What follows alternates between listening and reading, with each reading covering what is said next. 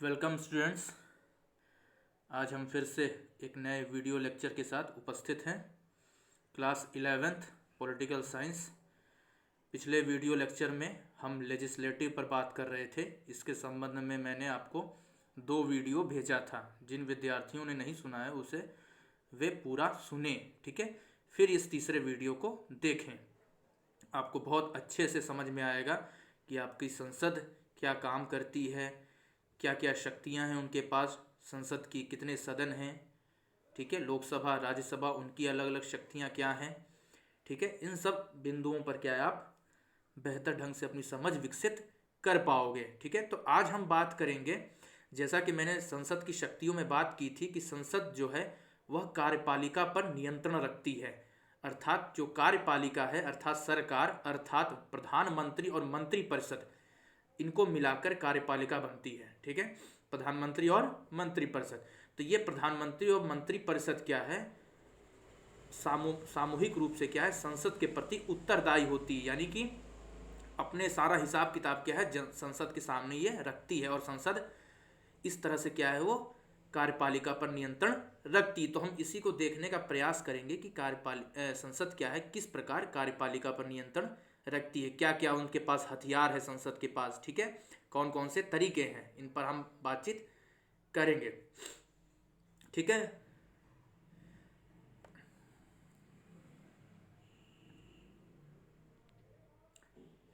जैसा कि आप सभी जानते हो, भारत में संसदीय लोकतांत्रिक प्रणाली है, ठीक है। संसदीय लोकतांत्रिक प्रणाली की एक प्रमुख विशेषता यह होती है कि विधायिका और कार्यपालिका आपस में अंतर संबंधित होती है। अर्थात विधायिका अर्थात संसद में जिस दल को बहुमत मिलता है, सरकार उसी की बनती है, और कार्यपालिका में भी वे वही सदस्य होते हैं जो संसद के सदस्य होते हैं। अर्थात संसद में जिस दल को बहुमत मिलेगा उसी सदस्यों में से क्या है, कार्यपालिका का भी गठन होता है। तो इस प्रकार हम देखते हैं कि जो मंत्रिपरिषद के सदस्य हैं, जितने भी मंत्री हैं, वो कहीं ना कहीं संसद के भी मेंबर होते हैं, ठीक है। तो आपस में संसद क्या है और कार्यपालिका आपस में अंतर संबंधित होती है, ठीक है।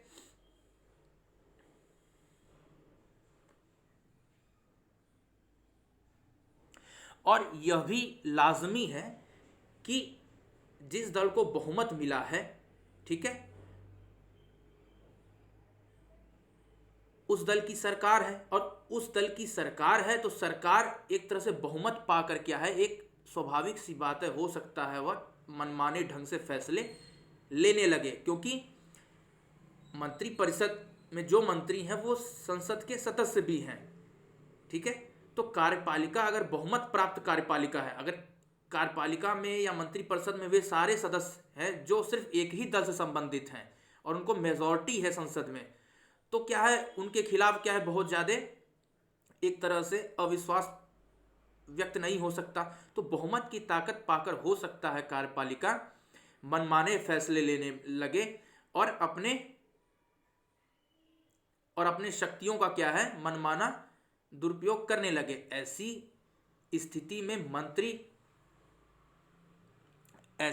मंत्रिपरिषद जो कहेगी सदन को वही मानना पड़ेगा। ऐसा हो सकता है क्योंकि सदन के सदस्य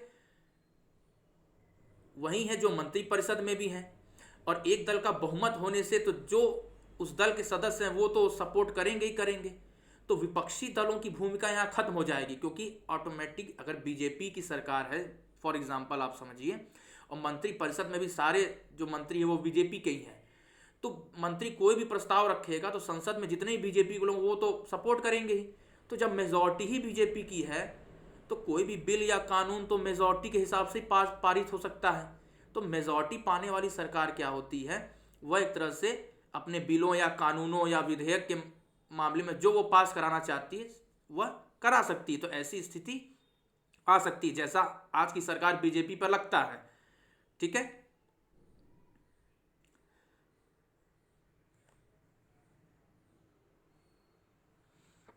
इसलिए संसद को क्या है, कार्यपालिका पर नियंत्रण रखने के लिए सचेत और सक्रिय होने की आवश्यकता है।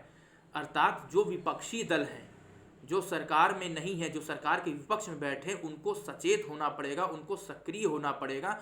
और जो सत्तारूढ़ दल के सदस्य भी हैं, उन्हें भी क्या है, जनहित के को आधार बनाकर क्या है, अपनी बातों को रखना होगा, न कि दलगत राजनीति में फंसकर किसी भी विधेयक का या किसी भी बिल का सपोर्ट करें। ऐसा सत्तारूढ़ दल के सदस्यों को भी नहीं करना चाहिए। ठीक है, तो इसलिए विपक्षी दलों की भूमिका महत्वपूर्ण हो जाती है। सचेत रहें, सक्रिय रहें। ठीक है, तो इस तरह से क्या है, हम संसद द्वारा क्या है, कार्यपालिका पर नियंत्रण रखा जा सकता है।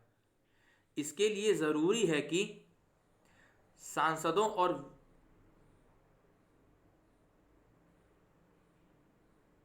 इसके लिए ज़रूरी हो जाता है कि जो भी संसद के सांसद हैं या विधानसभा के विधायक हैं, उनको कुछ विशेषाधिकार मिलने चाहिए, ताकि वह क्या है, दलगत राजनीति में न फंसकर बल्कि जनता के हित में क्या है, फैसले ले सके और अपनी शक्तियों का उपयोग कर सके। ठीक है, तो इसके लिए क्या है, सांसदों और विधायकों को कुछ एक विशेषाधिकार होने चाहिए कि वो संसद में कुछ भी बोल सके, कुछ भी प्रश्न पूछ सके, बहस कर सके।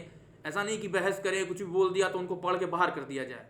ठीक है, आपको पता होना चाहिए जो भी सांसद या विधायक होते हैं वो कुछ भी संसद में बोल सकते हैं, कुछ भी बोलने के आधार पर उन्हें पनिशमेंट नहीं दी जा सकती, किसी प्रकार दंड नहीं दिया सकता। ठीक है, ताकि वो खुलकर अपनी बात रख सके। तो ऐसा कुछ विशेषाधिकार सांसदों को मिलती हैं। ठीक है, संसद या विधायिका में कुछ भी कहने के बावजूद, देखिए नीचे लिखा हुआ है, संसद या विधायिका में कुछ भी कहने के बावजूद भी सांसदों के खिलाफ क्या है, किसी भी प्रकार की कानूनी कार्यवाही नहीं की जा सकती। इसे संसदीय विशेषाधिकार कहते हैं। ठीक है, और अगर किसी सांसद का यह विशेषाधिकार अगर छिनता है या हनन होता है, तो अंतिम शक्ति क्या है, संसद का जो स्पीकर है, लोकसभा अध्यक्ष जो है, ठीक है, चाहे वो राज्यसभा का अध्यक्ष होगा, चाहे वो लोकसभा का अध्यक्ष होगा, उसके पास यह शक्ति होगी कि वह निर्णय करे कि किसी भी सांसद का क्या है, यह विशेषाधिकार न छीने। अगर हनन होता है तो उसके मामले में अंतिम फैसला लोकसभा अध्यक्ष या राज्यसभा अध्यक्ष ही करेगा। ठीक है, यानी लोकसभा अध्यक्ष या संसद के अध्यक्ष का यह पूरा दायित्व होता है कि वह सांसदों को अपनी बात रखने का पूरा मौका दे। ठीक है, तो इसे विशेषाधिकार कहते हैं, अर्थात सांसदों या विधायकों को कुछ भी बोलने की आज़ादी होती है संसद में। वह सरकार के खिलाफ कड़ी से कड़ी आलोचना कर सकते हैं और इस आधार पर उनके साथ किसी प्रकार का कानूनी कार्यवाही नहीं किया जाए कि आपने ये बोल दिया, या आप बेल में आ गए, या आप जोर जोर से बोल रहे हैं, तो इसके खिलाफ कोई आप कदाचार का कोई आरोप नहीं लगाया जा सकता। पूरी आज़ादी होती है सांसदों को।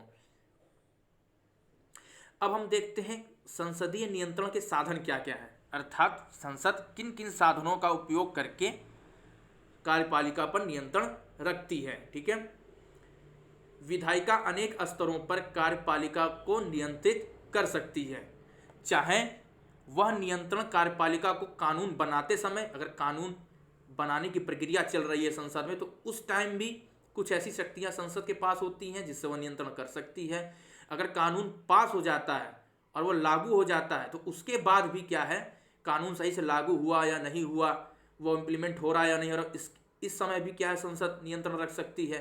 ठीक है, यानी कानून बनने से पूर्व और बनने से पूर्व भी, अभी विधेयक प्रस्तुत नहीं है फिर भी, यानी कि हर स्थिति में क्या है, संसद के पास कुछ ना कुछ शक्तियां होती हैं जिससे वह कार्यपालिका पर नियंत्रण रख सकती है। चाहे संसद की सदन चल रही हो, चाहे संसद में विधेयक प्रस्तुत किया गया हो, चाहे संसद से विधेयक पारित हो गया हो, चाहे संसद से विधेयक पारित होकर लागू कर दिया गया हो। ठीक है, हर स्थिति में, हर परिस्थितियों में संसद के पास यह ताकत होती है कि वह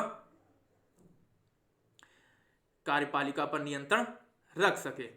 तो हम अब देखिए क्या क्या प्रमुख रूप से 4 तरीकों को हमें इसमें पढ़ना है। पहला क्या है, बहस व चर्चा करके। दूसरा है कानूनों को स्वीकृति या अस्वीकृति करके। वित्तीय नियंत्रण तीसरा है, और चौथा अविश्वास प्रस्ताव पारित करके। ठीक है, तो हम एक एक करके थोड़ा डिटेल में देखने का प्रयास करेंगे। पहला है बहस व चर्चा। पहला है बहस व चर्चा। संसद के अधिवेशन में प्रतिदिन ऐसा समय आता है, या प्रश्नकाल जिसको कहते हैं, एक ऐसा समय होता है प्रश्नकाल का, उस टाइम क्या है, मंत्रियों को क्या है, संसद के सभी सदस्यों द्वारा जो प्रश्न पूछे जाते हैं उसका जवाब मंत्रियों को देना पड़ता है। यानी जो भी सदस्य संसद के तीखे सवाल पूछेंगे उसका जवाब मंत्रियों को देना होता है। ठीक है, प्रश्नकाल में एक होता है शून्यकाल, ठीक है, जीरो टाइम बोलते हैं इसको, जीरो पीरियड। इसमें क्या होता है, इसमें भी सदस्य संसद के प्रश्न पूछ सकते हैं और किसी मुद्दे को उठा सकते हैं, लेकिन इसमें मंत्री उन प्रश्नों का जवाब देने के लिए बाध्य नहीं होते हैं। लेकिन प्रश्नकाल में जवाब देना होता है, और प्रश्नकाल में वही प्रश्न उठाए जाते हैं जिससे संबंध में कोई विधेयक या बिल लाया गया, उसके संबंध में प्रश्न उठाए जा सकते हैं। कोई भी संसद का सदस्य उठा सकता है और मंत्रियों को जवाब देना ही होगा। ठीक है, तारांकित प्रश्न ऐसे कई सारे होते हैं।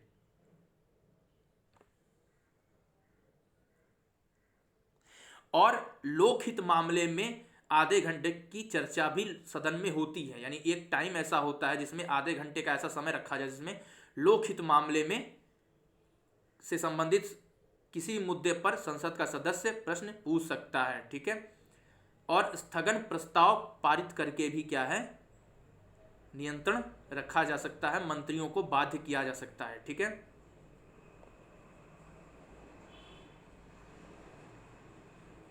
इसमें प्रश्नकाल के बारे में बता रहा है कि जो प्रश्नकाल है वह क्या है, सरकार की कार्यपालिका और प्रशासनिक एजेंसियों पर नियंत्रण रखने का सबसे प्रभावी तरीका माना जाता है, क्योंकि इसमें मंत्री व कार्यपालिका पूरी बाध्य होती है जवाब।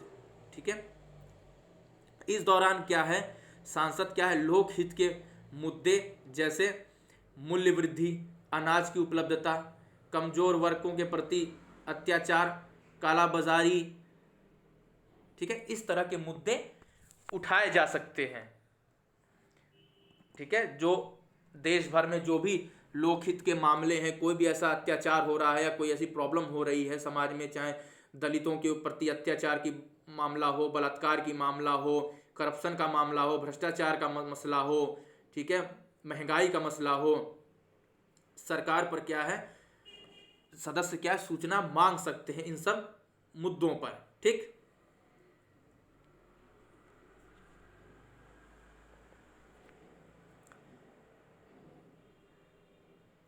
ज्यादातर संसद के सदस्य प्रश्नकाल में अपने निर्वाचन क्षेत्र से संबंधित जो मुद्दे हैं उसको उठाते हैं, और ऐसा अवसर हर सांसद को प्राप्त हो सकता है। ठीक है, क्योंकि संसद का हर सदस्य क्या है, किसी न किसी निर्वाचन क्षेत्र से आया है, तो वह अपने निर्वाचन क्षेत्र से संबंधित मुद्दों को इस दौरान, ठीक है, इस दौरान क्या है, अपने मुद्दों को वो उठाते हैं और अपने विचार रखते हैं। ठीक है, कभी कभी आप देखते हो प्रश्नकाल के दौरान क्या है, बहस काफ़ी तीखी हो जाती है।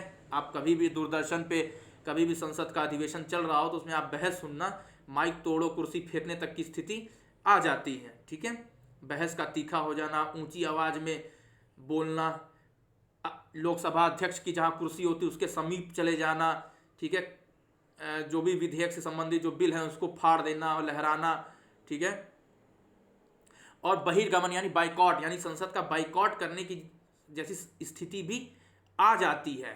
ठीक है, ठीक है, ऐसी स्थिति भी उत्पन्न हो जाती है। इससे क्या है, संसद का बहुत सारा समय और धन खर्च होता है। आप देखते हो कभी कभी बहस जब तीखी हो जाती है तो लोकसभा अध्यक्ष क्या है, संसद को स्थगित कर देते हैं कल तक के लिए। ऐसे करके आप देखोगे कि कई बार संसद क्या है, नहीं चल पाती सुचारू रूप से, और संसद का बहुत सारा समय और धन खर्च होता है। माना जाता है करोड़ों रुपया एक दिन का खर्च है, संसद की पूरी कार्यवाही को चलाने में लगभग करोड़ों रुपया खर्च होते हैं। एग्जैक्ट तो नहीं पता, लेकिन लगभग 2 करोड़ 3 करोड़ के आसपास क्या है, एक दिन का खर्चा आता है। ठीक है, तो कुछ प्रॉब्लम्स भी हैं कि प्रश्नकाल में इस तरह की स्थिति हो जाने से क्या है, सही से क्या है, प्रश्नकाल का उपयोग नहीं हो पाता, सही से संसद चल नहीं पाती, संसद का समय व्यर्थ होता है। लेकिन फिर भी प्रश्नकाल की जो शक्ति है संसद के पास, इससे क्या है कि कभी कभी यह भी होता है कि जो भी सरकार है उससे कुछ रियायतें प्राप्त की जा सकती हैं, कुछ मुद्दों पर क्या है समझौता किया जा सकता है, विपक्षी दल या लोकहित के मुद्दों पर जो भी डिमांड है लोगों की उसको क्या है सरकार से पूरा कराया जा सकता है इस तरह की शक्ति होने से। ठीक है, और इससे क्या है कार्यपालिका को उत्तरदायी भी बनाया जाता है। ठीक है, प्रश्न पूछकर, क्योंकि मंत्री जवाब देंगे और ये मंत्रियों का दायित्व बन जाता है प्रश्नकाल में जवाब देना, तो इससे मंत्री परिषद क्या है उत्तरदायी होती है। ठीक है, दूसरा आप देखते हैं कानूनों को स्वीकृति या अस्वीकृति देकर। ठीक है, कानूनों को स्वीकृति या अस्वीकृति देकर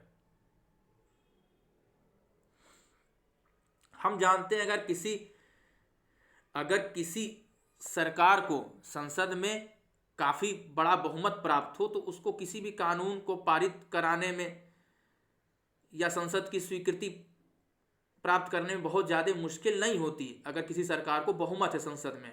ठीक है, लेकिन यह मानकर नहीं चलना चाहिए कि स्वीकृति मिल ही जाएगी। ठीक है, कभी कभी देखा गया है किसी मुद्दे पर उस सरकार के दल के सदस्य ही क्या है समर्थन करने से मना कर देते हैं। ठीक है, अगर खासकर अगर सरकार गठबंधन की है तब तो यह शक्ति और भी कारीगर हो जाती, क्योंकि सरकार को गठबंधन के सारे घटक दलों को क्या है सहमति बनानी पड़ती है और विपक्षी दलों के साथ क्या है एक तरह से समझौता करना पड़ता है, तोलमोल करना पड़ता है ताकि उनकी जो बिल है उनके विधेयक है वो पारित हो सके। जैसे राज्यसभा में बीजेपी को बहुमत नहीं था, लोकसभा से तो बिल पारित हो जा रहा था लेकिन राज्यसभा में बहुमत नहीं था, तो फिर सरकार को क्या करना होगा, पारित करने के लिए अन्य दलों को भी या विपक्षी दलों को भी क्या है एक तरह से मनवाना पड़ेगा, उनके साथ तोलमोल करना पड़ेगा, समझौता करना पड़ेगा। तो इससे भी क्या होता है कि संसद एक तरह से कार्यपालिका को क्या है नियंत्रित कर पाती है। यदि किसी सरकार के पास राज्यसभा में बहुमत ना हो, जैसा 1977 और 2000 में हुआ था, ठीक है, तो इसके लिए क्या है सरकार को स्वीकृति प्राप्त करने के लिए विधेयकों पर काफी रियायतें देनी पड़ी थी।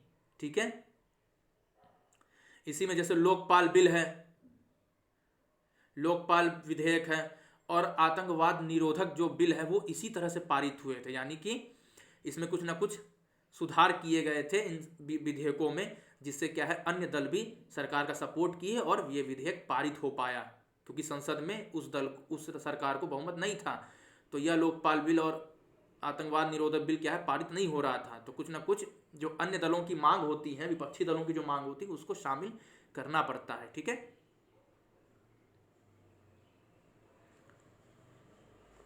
तीसरा देखिए क्या है, वित्तीय नियंत्रण।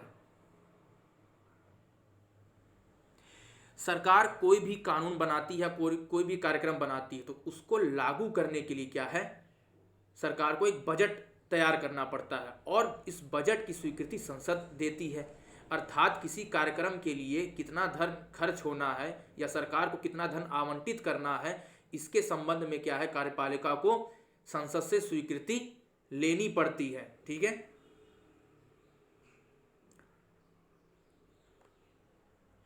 संसद की स्वीकृति के बिना कोई भी बजट न संसद में पेश हो सकता है न वो पारित हो सकता है। अतः सरकार को अपने कार्यक्रम को लागू करने के लिए या कार्यक्रम को लागू करने के जो भी संसाधन की आवश्यकता है, धन की आवश्यकता है, उसके लिए क्या है संसद की स्वीकृति आवश्यकता होती। इस प्रकार क्या है संसद क्या है कार्यपालिका के खजाने पर क्या है एक तरह से नियंत्रण रखती है।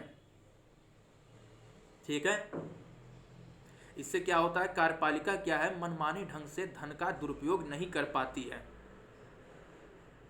ठीक है, सरकार को धन खर्च करने से पहले धन सरकार कहां कहां खर्च करेगी, कैसे कैसे खर्च करेगी, इन सारे बिंदुओं पर क्या है सरकार को संसद में चर्चा परिचर्चा करनी पड़ती है। ठीक है,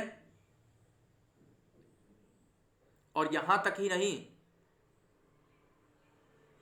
अगर विधायिका को या संसद को लगे कि धन का दुरुपयोग हुआ है तो संसद क्या है भारत महालेखा परीक्षक, संसद क्या है एक पद होता है कैग, भारत के नियंत्रक महालेखा परीक्षक और संसद की लोक लेखा समिति के द्वारा है उस धन की खर्च की क्या है पूरी जांच पड़ताल कराई जा सकती है। इस शक्ति का उद्देश्य धन के सदुपयोग के साथ साथ सरकार की नीतियों पर भी नियंत्रण रखना है कि सरकार कुछ ऐसा फालतू का नीति ना बना दे जिसमें धन तो अपार खर्च हो लेकिन फायदा वो लोगों तक पहुंच ना रहा हो, मतलब फायदे से ज़्यादा खर्चा ज़्यादा हो, उसका फायदा कम हो। जैसे कोई डैम बनाना है, हजारों करोड़ रुपया खर्चा हुआ लेकिन डैम बनने के बाद जितना लोगों का विस्थापन होगा, जितना भूमि बर्बाद होगी, उसकी अपेक्षा में लाभ लोगों को उतना ना मिले तो फिर क्या जरूरत हो डैम बनाने की। तो इस तरह से क्या है धन के खर्च पर नियंत्रण करके धन आवंटन के संबंध में संसद की स्वीकृति इसलिए भी महत्वपूर्ण हो जाती है कि ताकि धन का सदुपयोग हो और सरकार की नीतियों पर भी नियंत्रण लगाया जा सके, सही कार्यक्रम लागू किए जा सकें और भारत का नियंत्रक महालेखा परीक्षक और संसद की लोक लेखा समिति क्या है धन सरकार के जो द्वारा धन जो खर्च किया जा रहा है उसकी जांच कर सकती है कि सरकार ने कहीं गलत तरीके से धन का खर्च नहीं किया है। ठीक है। चौथा क्या है अविश्वास प्रस्ताव। ठीक है, यह संसद का एक सशक्त हथियार है जिससे क्या है संसद कार्यपालिका को अपने प्रति उत्तरदायी बना पाती है। अगर किसी सरकार को बहुमत प्राप्त हो, अगर ऐसी सरकार हो जो बहुमत प्राप्त सरकार है, तब तो इस अविश्वास प्रस्ताव का बहुत ज्यादा सार्थक उपयोग नहीं है। लेकिन अगर सरकार गठबंधन वाली है या सपोर्ट से चल रही है, किसी के सहयोग से चल रही है, बाहरी सहयोग से चल रही है, गठबंधन से चल रही है, तो यह शक्ति बहुत ही महत्वपूर्ण हो जाती है। 1989 के बाद आप देखोगे 2014 तक लोकसभा में किसी भी दल को पूर्ण बहुमत नहीं मिला है और इसी कारण कई बार ऐसी सरकारें देखने को मिली हैं जो अविश्वास प्रस्ताव के कारण गिर गई हैं। चाहे अटल बिहारी वाजपेयी जी की सरकार देखिए, 13 दिन की सरकार थी, कई बार वो उनकी सरकार बनी गिरी 96 में, 98 में और फाइनली जब वो 98 में गठबंधन की सरकार दोबारा बनती है तो वो फाइनली 2004 तक सरकार चला पाते हैं। कई बार देवे गौड़ा की सरकार भी 1996 के दशक में गिरी थी। तो ऐसे कई बार देखा गया है कि अविश्वास प्रस्ताव पारित करके सरकारें गिरी हैं और जब ये गठबंधन की सरकारें होती हैं या सहयोग से द्वारा सरकार चल रही होती है तो इस मामले में यह शक्ति बहुत ही महत्वपूर्ण हो जाती। इस प्रकार संसद कार्यपालिका को प्रभावी ढंग से कार्यपालिका को नियंत्रित कर सकती है। इसके लिए आवश्यक है कि विधायिका के पास पर्याप्त समय हो। ठीक है, निष्कर्ष में मैं बता रहा हूं पर्याप्त समय हो और सदस्य क्या है बहस में रुचि रखें। अगर सदस्य सदन में आएंगे ही नहीं, राहुल गांधी की तरह छुट्टी मनाएंगे, बहस नहीं करेंगे तो फिर कैसे होगा। तो इसलिए सदस्य बहस में रुचि रखें, संसद के पास पर्याप्त समय हो। ठीक है,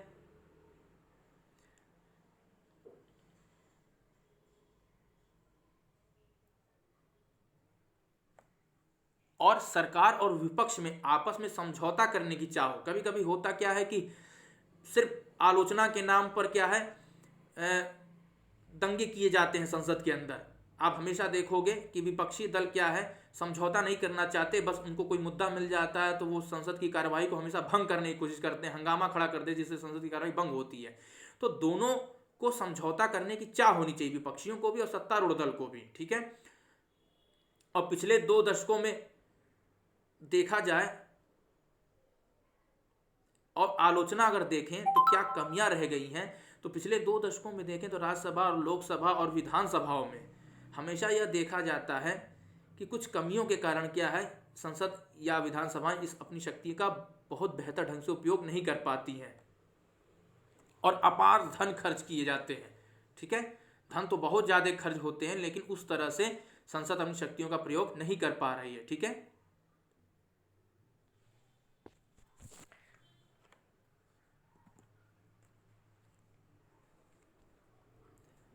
इसका सबसे बड़ा कारण यह है कि संसद का जो सत्र है वो बहुत कम समय के लिए होता है। साल भर में 2 या 3 बार संसद का अधिवेशन होता है और वो भी क्या है 20-25 दिन का अधिवेशन होता है। तो संसद के पास समय कम होता है जिससे वह सरकार पर नियंत्रण रख सके।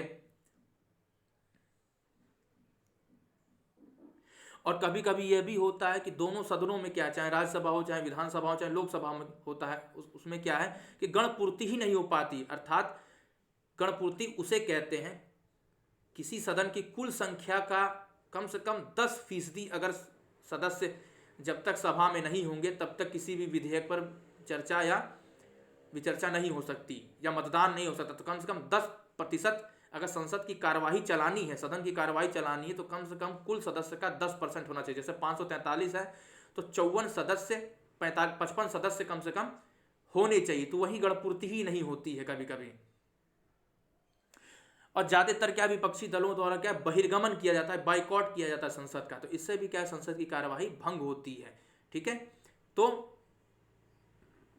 और ये सारी तरीके क्या है, ये सारे कदम क्या है, संसद की शक्ति को एक तरह से प्रभावित करते हैं नकारात्मक रूप से।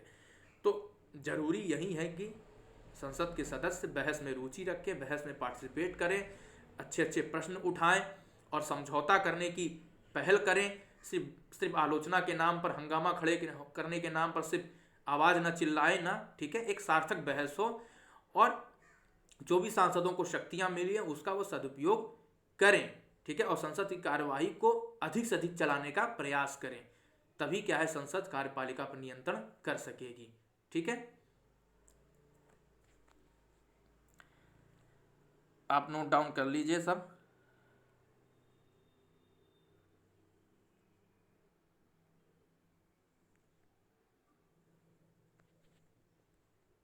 Next page. Play. Next page. अब हम बात करते हैं संसद की समितियों की। ठीक है, संसद की समितियां क्या करती हैं। ठीक है, हमने संसद की समितियों के बारे में बात की थी कि कोई भी विधेयक जब प्रस्तुत होता है तो उस विधेयक को क्या है कि हर उपबंधों को, हर क्लॉज को चेक करने के लिए, उस पर बहस करने के लिए, उसके कमियों या अच्छाइयों को देखने के लिए, या उसमें और क्या चीज़ें ऐड की जा सकती हैं, उसके लिए क्या है, वह विधेयक को स्टैंडिंग कमेटी या स्थायी समितियां या कई सारी से 20 समितियां होती हैं संसद में, उससे संबंधित समिति को भेज दिया जाता है, उस विधेयक से संबंधित समिति को। और उस समिति में क्या है, पूरी बहस होती है, क्योंकि ये संसद की समितियां क्या रेगुलर काम करती हैं। संसद का सदन अधिवेशन तो महीने भर के लिए चलता है, बस साल भर में 2 या 3 बार, लेकिन संसद की समितियां हमेशा काम करती हैं। तो जब संसद का सत्र ना भी चल रहा हो तो भी समितियां काम कर रही होती हैं। ठीक है, तो इसलिए इनको लघु विधायिका भी या लघु संसद भी कहते हैं और स्थायी समितियां कहते हैं, क्योंकि स्थायी होती हैं, हमेशा कार्य करती रहती हैं। ठीक है, तो आखिर संसद की समितियों का काम क्या है। ठीक है, विभिन्न विधायी कार्यों के लिए इन समितियों का गठन बहुत ही महत्वपूर्ण होता है, जरूरी होता है, क्योंकि संसद की समितियां सिर्फ कानून बनाने में ही नहीं बल्कि सदन की दैनंदिन के कार्यों को भी करने में महत्वपूर्ण भूमिका निभाती हैं। क्योंकि जो संसद का सदन है वो बहुत ही कम समय के लिए चलता है, अतः कानून बनाने के लिए उस विषय पर गहन अध्ययन करना हो, उससे जुड़े विषय पर गहन अध्ययन करना हो, विभिन्न मंत्रालय जो अनुदान के रूप में राशि की मांग करते हों, विभिन्न विभागों द्वारा जो खर्च किए गए हैं उनकी जांच, ठीक है,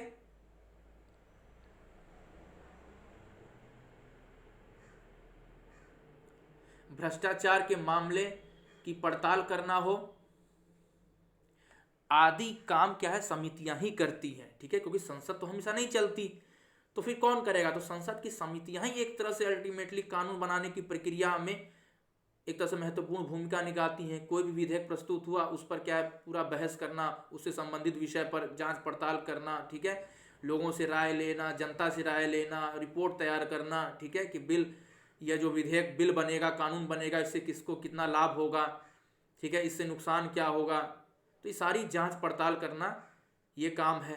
और प्लस जो रेगुलर बेसिस पे जो मंत्रालय हैं उनके द्वारा जो अनुदान मांगे की जाती हैं उसको स्वीकृति प्रदान करना, और जो भी विभिन्न विभाग जो खर्चा किए हैं उसकी जांच करना, रेगुलर भ्रष्टाचार के मामलों की जांच पड़ताल करना। तो ये सारे जो काम दिन दैन के काम जो होते हैं ये रेगुलर आते हैं, ऐसा नहीं कि साल भर में 2 बार आते हैं सिर्फ जब संसद का सत्र चालू होता है। इनका काम हमेशा चल रहा होता है, हमेशा कुछ ना कुछ डिमांड मांगे खर्चे वगैरह होते रहते हैं। तो रेगुलर बेसिस पे क्या है, जांच पड़ताल करने का काम समितियों का ही होता है। 1983 के बाद क्या है, या 1983 से क्या है, स्थायी समिति की जो एक कॉन्सेप्ट है वो संसद में स्टार्ट होता है। यानी पहली बार 1983 से क्या है, एक ऐसी समिति बनाई जाती जो स्थायी, यानी स्थायी समिति की एक कॉन्सेप्ट शुरू होता है कि एक ऐसी समिति होगी जो स्थायी रूप से काम करती रहेगी 12 महीने। ठीक है, तो ये 1983 में इसकी शुरुआत होती इंदिरा गांधी के टाइम में। ठीक है, विभिन्न विभागों से संबंधित ऐसी कुल 20 समितियां हैं जो संसद में काम करती हैं, जिसमें प्राक्कलन समिति, लोक लेखा समिति, ठीक है, ऐसे ऐसे करके 20 समितियां हैं। नियम समिति, ऐसे करके बहुत सारी समितियां आप पता करिए। ठीक है, और इसके अतिरिक्त क्या है, इसके अतिरिक्त क्या हमारे देश में क्या है, संयुक्त संसदीय समिति का भी महत्वपूर्ण रोल है। अर्थात ये ऐसी समितियां होती हैं जिसमें दोनों सदन के मेंबर होते हैं। जिस दल की जिस संख्या में सदस्य होते हैं सदन में, उस अनुपात में इन समितियों में, संयुक्त समितियों में क्या है, दोनों सदनों से सदस्य लिए जाते हैं। ठीक है, इन समितियों का कार्य किसी भी विधेयक पर संयुक्त चर्चा करना अथवा वित्तीय अनियमितताओं की जांच करना है। ठीक है, हम सब मानते हैं कि संसद की स्वीकृति के बिना ना तो कोई बजट पास हो सकता है और ना ही कोई विधेयक कानून बन सकता है। संसद की स्वीकृति आवश्यक है, लेकिन यह बात भी सच है कि समितियां जो भी सुझाव देती हैं उनको संसद शायद ही कभी नामंजूर करती है। बात सही है कि संसद की स्वीकृति ही अल्टीमेटली फाइनली कानून बनाने में सहायक होगी। संसद स्वीकृति देगी तभी विधेयक कानून बनेगा, बजट पास होगा। लेकिन समितियां जो भी सुझाव या रिपोर्ट देती हैं संसद उसको मानती है। बहुत कम ही होता है कि संसद उन रिपोर्टों को, समितियों द्वारा दी गई रिपोर्टों को ना माने, क्योंकि समितियों में वही सदस्य होते हैं जो संसद के होते हैं, बाहर से नहीं होते। तो जब संसद के ही सदस्य इसमें हो रहे हैं और वही रिपोर्ट दे रहे हैं, तो जो सदस्य समिति में वही सदस्य संसद में भी हैं। तो जब संसद में जब बिल पास होने के लिए मतदान होगा तो वही सदस्य तो जो रिपोर्ट दे रहे हैं वही तो पास भी करेंगे। सदस्य तो इक्वल है। जो संसद में जो सदस्य हैं 543 सदस्य, इसी 543 सदस्य में से ही समिति में ही बैठे होते हैं, दोनों जगह काम कर रहे होते हैं। तो जो रिपोर्ट दे रहा है, मान ली समिति में 40 सदस्य हैं, तो 40 सदस्यों ने रिपोर्ट दिया, तो वो 40 सदस्य जब मतदान होगा तो वो तो फेवर में ही रहेंगे। तो इससे क्या होता है कि संसद ज्यादातर समितियों की जो सुझाव हैं, सिफारिशें हैं, उनको मान ही लेती है। ठीक है, एलवी गाडविन कहते हैं संसद के बारे में, जहां तक विधायिका या संसद की बात है और इसकी प्रकृति या शक्ति को देखें तो संसद की शक्ति और संप्रभुता की कोई सीमा नहीं है। अर्थात संसद के पास अपार शक्तियां हैं, वह कुछ भी कर सकती है। ठीक है, एक विद्वान थे इंग्लैंड के, वो कहते थे कि संसद लड़के को लड़की और मतलब पुरुष को औरत और औरत को पुरुष बनाने के सिवा सब कुछ कर सकती है। ठीक है, तो ये बताता है कि संसद की शक्ति कितनी महत्वपूर्ण है। अब लास्ट टॉपिक आ रहा है, संसद स्वयं को कैसे नियंत्रित करती है। ठीक है, क्योंकि संसद चूंकि संप्रभु है, संसद की शक्तियां असीम है। ठीक है, तो संसद ही कहीं ना मनमाना तरीका करने लगे, वो कार्यपालिका को दबा दे, तो संसद के भीतर भी क्या है, एक तरह से नियंत्रण होना चाहिए और संसद भी क्या है, एक डिसिप्लिन्ड तरीके से काम कर सके, उसके लिए भी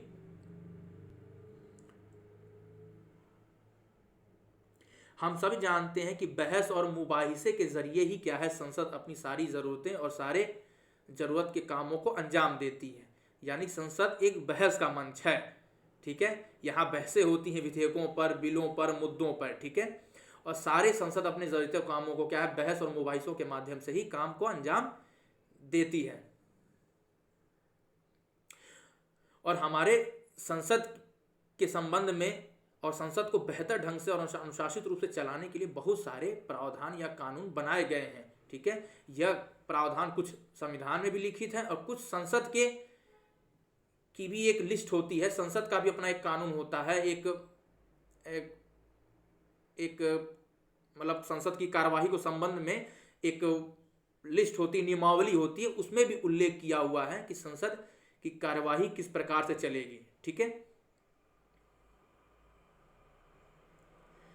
सदन का अध्यक्ष विधायिका के कार्यवाही में सर्वोच्च अधिकारी होता है, अर्थात जो सदन का अध्यक्ष अच्छा लोकसभा के अध्यक्ष को स्पीकर बोलते हैं और राज्यसभा के अध्यक्ष को सभापति या उपराष्ट्रपति भी बोलते हैं। ठीक है, ध्यान में रखिएगा, उपराष्ट्रपति जो होता है वो राज्यसभा का पदेन सभापति होता है, यानी कि उपराष्ट्रपति को राज्यसभा के मामले में और लोकसभा अध्यक्ष यानी स्पीकर को क्या है, एक तरह से संसद की कार्यवाही को चलाने में क्या है, महत्वपूर्ण स्थान है, योगदान है, यानी कि वही पूरा एक तरह से नियंत्रित करता है। सारी शक्ति यानी सारे डिसीजन यही स्पीकर ही लेता है कि संसद की कार्यवाही कैसे चलेगी। ठीक है,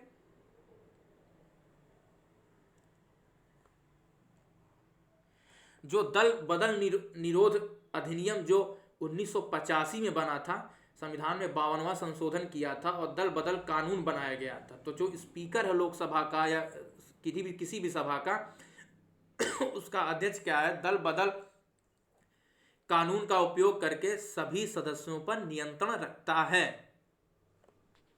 ठीक है, अभी हम बात करेंगे कि ये दल बदल क्या है।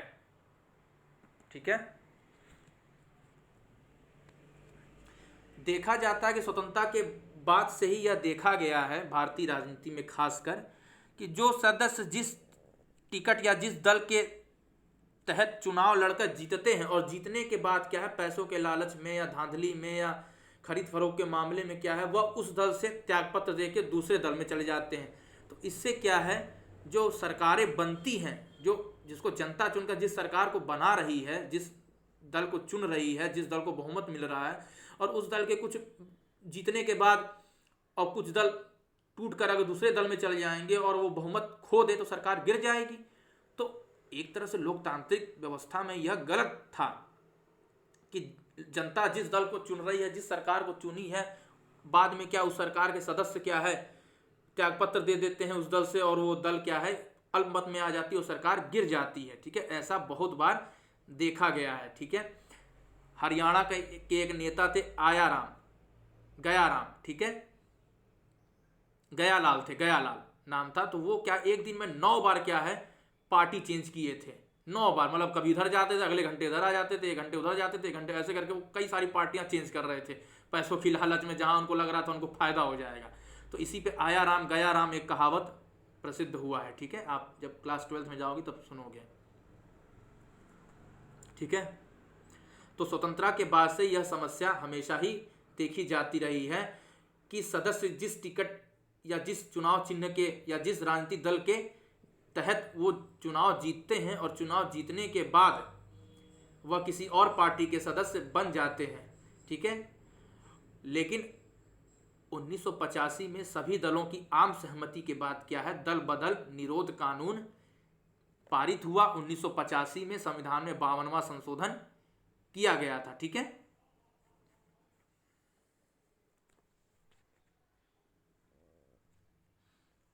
और इसके बाद क्या है, 91वां संशोधन भी किया गया था, 91वां संशोधन भी किया गया था, जिससे इस कानून में क्या थोड़े बहुत और बदलाव किए गए थे। तो इसमें नोट डाउन नहीं है, मैं आपको कुछ बता देता हूं। अगर किसी दल के जितने सदस्य चुनकर गए हैं सदन में, अगर उसमें कोई एक दल या एक सदस्य या 2 सदस्य अगर चुनाव मतलब कि क्या दल बदल कर लेते हैं, दूसरे दल को हासिल कर लेते हैं, तो क्या उस सदस्य की सदस्यता खत्म हो जाएगी और उसे किसी भी पद के लिए अयोग्य घोषित कर दिया जाएगा। लेकिन एक अपवाद है, अगर किसी दल के जितने सदस्य चुनकर गए हैं उस संख्या का अगर 2/3 संख्या अगर त्यागपत्र दे देती है या दल बदल कर लेती है तो ये नियम लागू नहीं होगा। अर्थात 10 लोग अगर किसी दल के चुन के गए हैं संसद में, ठीक है, तो 10 में से 2/3 यानी 6 लोग अगर 6 लोग क्या है, 6 से 7 लोग अगर क्या है त्याग पत्र दे दें तब यह लागू नहीं होगा। ठीक है, यानी 2/3 अगर पूरे दल की किसी दल की कुल सदस्यों की संख्या का अगर 2/3 सदस्य क्या अगर ऐसा करते हैं तो यह लागू नहीं होगा। ठीक है,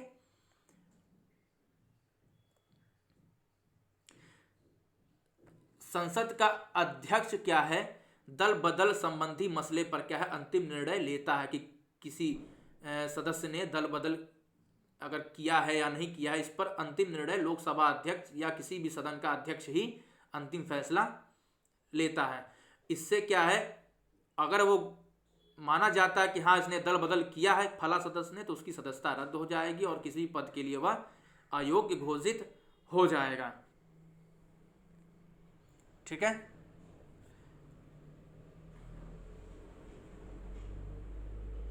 तो आगे देखें दल बदल क्या है, समझ लीजिए। यदि कोई सदस्य अपने दल के नेतृत्व के आदेश के बावजूद सदन में उपस्थित ना हो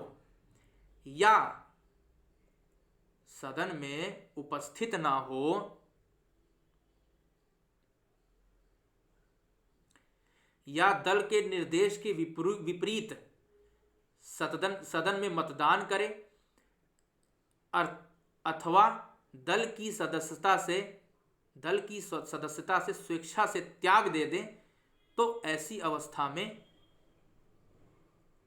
अवस्था को क्या है दल बदल कहते हैं। अर्थात यदि कोई सदस्य अपने दल के नेतृत्व के आदेश के बावजूद सदन में उपस्थित ना हो या दल के निर्देश के विपरीत मतदान करे या स्वेच्छा से दल की सदस्यता से त्यागपत्र दे दें, तो उसे दल बदल कहते हैं। तो सिर्फ त्यागपत्र देना ही दल बदल नहीं है। दल बदल में क्या क्या चीजें आ गई, अगर किसी दल ने आदेश दिया है कि उसके सारे सदस्य उपस्थित होंगे, उसके आदेश के बिना भी वो उपस्थित ना हो तो भी दल बदल माना जाएगा।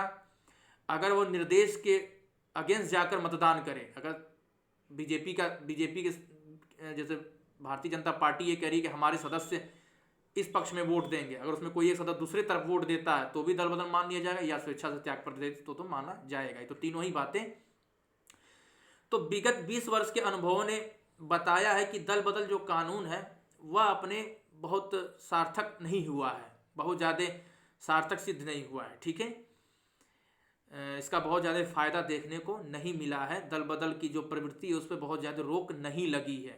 ठीक है, सदस्यों ने क्या है कई सारे तरीके और अपना लिए हैं दल बदल करने के। ठीक है, या कभी कभी लोकसभा का अध्यक्ष जिस दल से संबंधित होता है, अगर उस दल में कोई अन्य दल के लोग आते हैं तो लोकसभा अध्यक्ष क्या है उसे दल बदल नहीं मानता। मान लीजिए बीजेपी की सरकार है और तब लोकसभा का अध्यक्ष बीजेपी का ही होगा, तो विपक्षी किसी पार्टी अगर कोई कांग्रेस का 2-3 व्यक्ति अगर बीजेपी में आ रहे हैं तब स्पीकर क्यों मानेगा, कोई स्पीकर भी तो बीजेपी का है, तो वो दल बदल नहीं मानेगा उसको, क्योंकि वो बीजेपी में ही आ रहे हैं, तो उसको वो कुछ ना कुछ टालेगा या अपने निर्णय देने से बचेगा। तो इस तरह से प्रॉब्लम्स आती हैं। ठीक है, तो यही सारी बातें हैं। फिर भी अगर देखें निष्कर्ष रूप से, इससे क्या होता है, जो किसी दल का नेता है या दल को क्या है एक तरह शक्ति मिल जाती है कि वह अपने दलीय सदस्यों पर क्या है एक तरह से नियंत्रण रखे। ठीक है, उनको डिसिप्लिन या उनको अनुशासित रख सके। यह शक्ति उस दल के नेता को या उस दल को मिल जाती है कि वह अपने सदस्य को अनुशासित रख सके, उस पर कोई अनुशासनात्मक कार्यवाही कर सके दल बदल कानून से। ठीक है, तो निष्कर्ष रूप में देखें संसदीय लोकतंत्र में जनता की इच्छाओं का प्रतिनिधित्व करने वाली यह विधायिका अत्यंत ही शक्तिशाली और उत्तरदायी संस्था है। यही संसद लोकतांत्रिक शक्ति का आधार है और कार्यपालिका को अपने प्रति उत्तरदायी बनाकर यह सरकार को जनता के प्रति उत्तरदायी भी बनाती है। इसी के साथ यह अध्याय समाप्त हुआ। आप सभी विद्यार्थी इसे पूरा ध्यान से सुनेंगे। नोट डाउन कर लें।